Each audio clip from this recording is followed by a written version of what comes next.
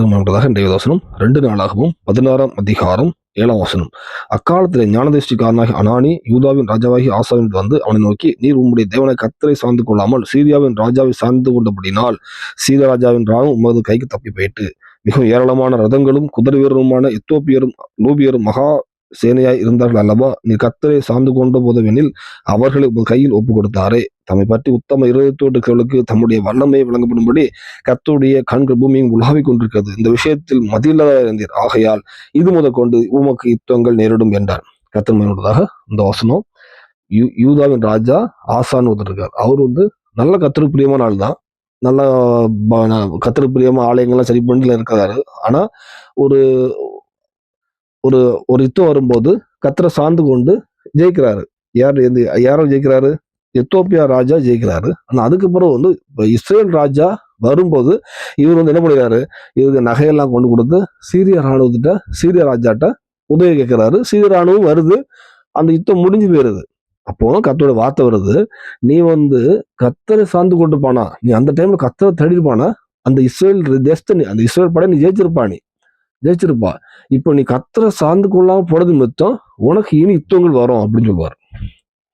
அது பைபிள் பாத்தீங்கன்னா அடுத்த வசனங்களே பார்க்கும்போதும் அவரோட கடைசி வியாதிப்பட்டு இருக்கும்போது கூட கர்த்தரை அல்ல பரிகாரிகளே தேடான்னு இருக்கும். ஒரு வியாதி வந்துட்டாலும் ஆண்டவர் தேடாம மெடிசனை தேடி அப்படி மறிச்சே போயிடுவார். இந்த வேளையில் பாத்தீங்கன்னா அவருடைய கூட்டாளி ஆசா தான் பிரச்சனை வரும்போது நல்லா இருந்தால்தான், ஆனா பிரச்சனை வரும்பொழுது அவரு ஒரு உலக ரீதியாக ஒருத்தருக்கு உதவி கேட்க போகும்போது அந்த உதவி கர்த்தரை விட்டு தள்ளி போயிருது. நம்ம யார்கிட்ட உதவி கேட்க போறோம்? இப்ப நம்ம பாத்தீங்கன்னா ஒரு அநேக நம்ம வாழ்க்கையிலுமே ஆசா மாதிரி அவர் நல்லா இருந்தாலும் தான் நம்ம உலகையே பாத்தீங்கன்னா சர்ச்சை போவாங்க, ப்ரே பண்ணுவாங்க. ஆனா ஒரு பிரச்சனை அப்படின்னு சொல்லும்போது கர்த்தரை சார்ந்து கொள்ளாம உலகத்தை சார்ந்து போறது, தெரிஞ்ச ஆளு தெரிஞ்சவங்க இப்படி மனுஷ ரீதியாக நீங்க மோட்டிவ் பண்ணும்போது உங்களுக்கு பிரச்சனை குறையவே செய்யாது. வேதத்தின் பிடிச்சி வேதம் சொல்லுங்க. அது முதல் யுத்தங்கள் குறையதில்லை. அதாவது அன்னைக்கு யுத்தம் நம்ம தனிப்பட்ட வாழ்க்கையில பாத்தீங்கன்னா பிரச்சனை குறையவே செய்யாது. நம்ம இப்ப எந்த லெவல்ல இருப்போம்? ஒண்ணு விட்டா ஒரு பிரச்சனை, அங்க வச்சு ஆலோசி பார்ப்போம்.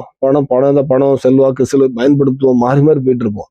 இந்த வேலையில நம்ம ஏதாவது போயிருப்போம். இந்த ஒரு விஷயம் நம்ம கர்த்தரை அர்ப்பணிப்போம்.